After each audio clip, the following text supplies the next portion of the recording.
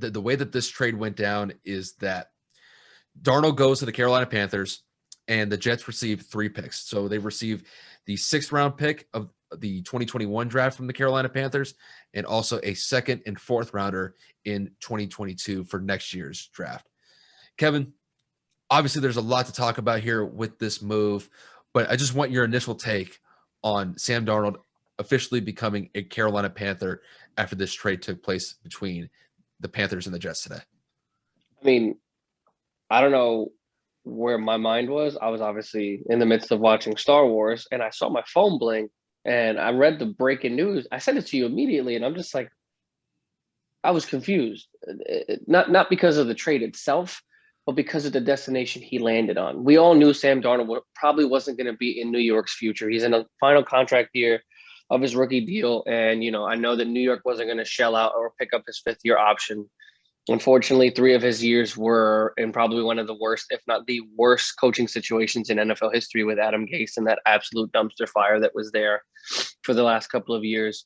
But to get back on track, Sam going to Carolina doesn't make sense, but not because Teddy's there, but because Carolina was clearing so much cap to go for this entire Deshaun Watson situation.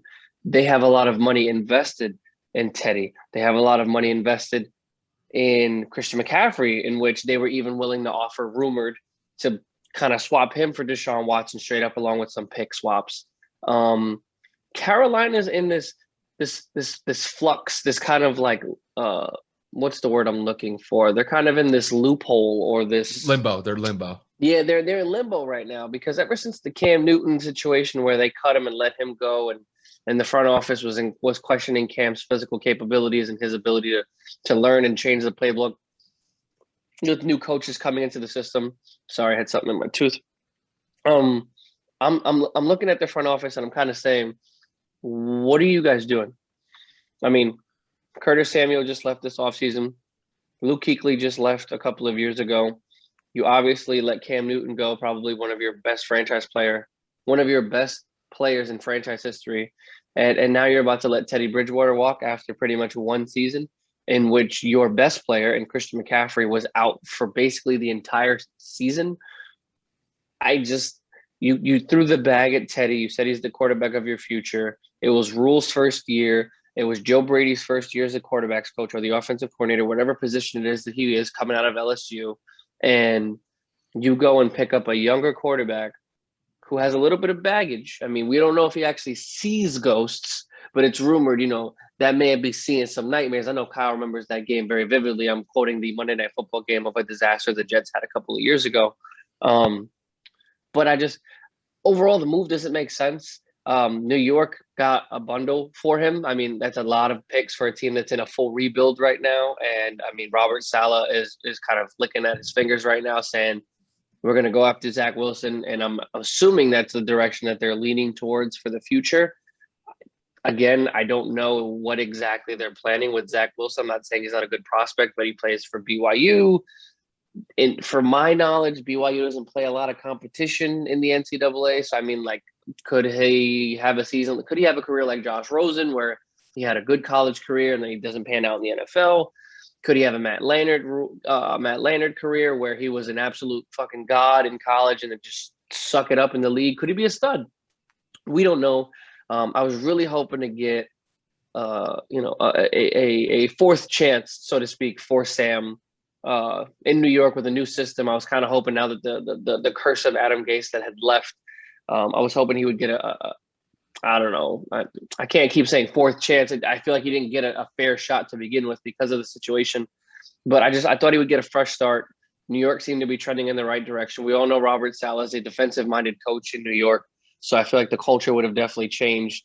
But, I mean, again, New York wins the trade to me. But Carolina, man, I don't know what's going to happen. Do they trade Teddy? We talked about it a little bit before the show. Teddy's too much of a cap hit to cut straight up.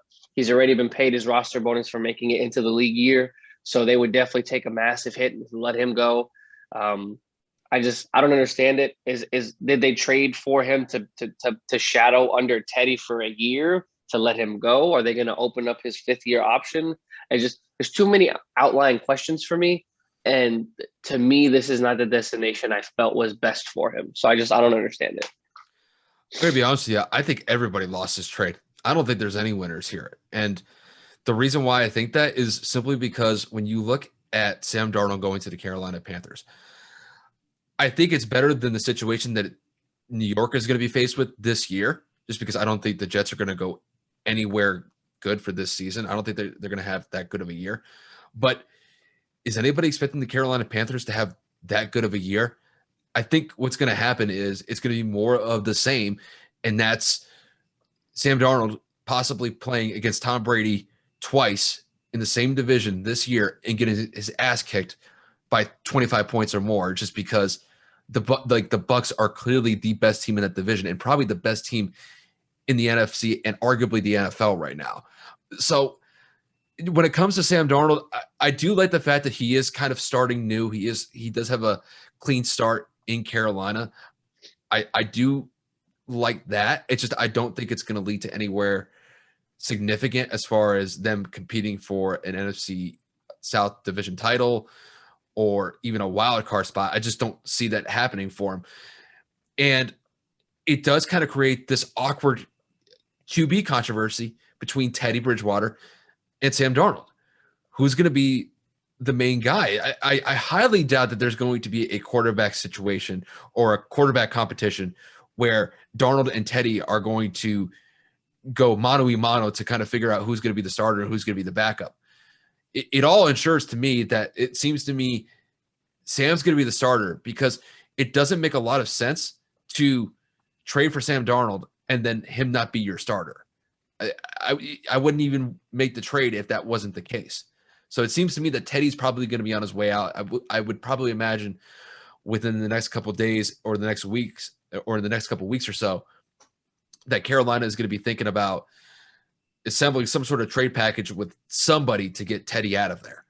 I don't know who, I don't know where he's going to end up. It wouldn't make a lot of sense to me if they ended up keeping Teddy and Teddy being the starter potentially while simultaneously trading for Sam Darnold. I don't see that as like a long-term solution.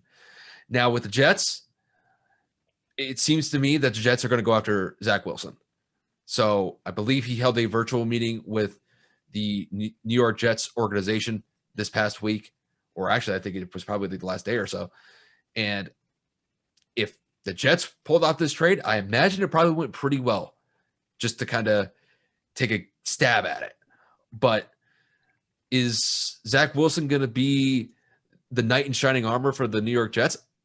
Probably not, because a lot of the problems that the Jets have is that their offensive line is pretty anemic.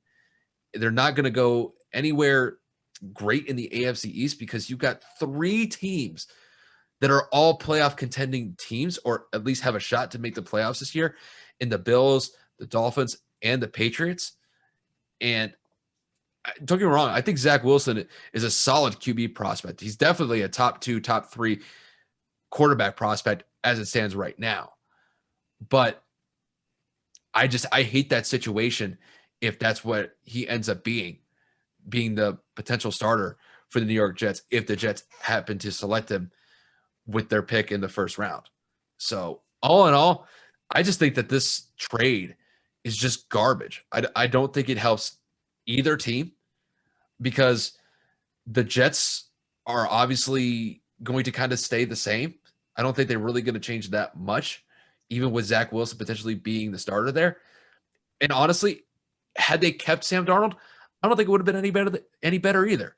And it does kind of suck, because I think Sam Darnold is actually a decent quarterback. It's just that he has had a terrible experience being in the league for the first couple of years, being led by a terrible coach in Adam Gase.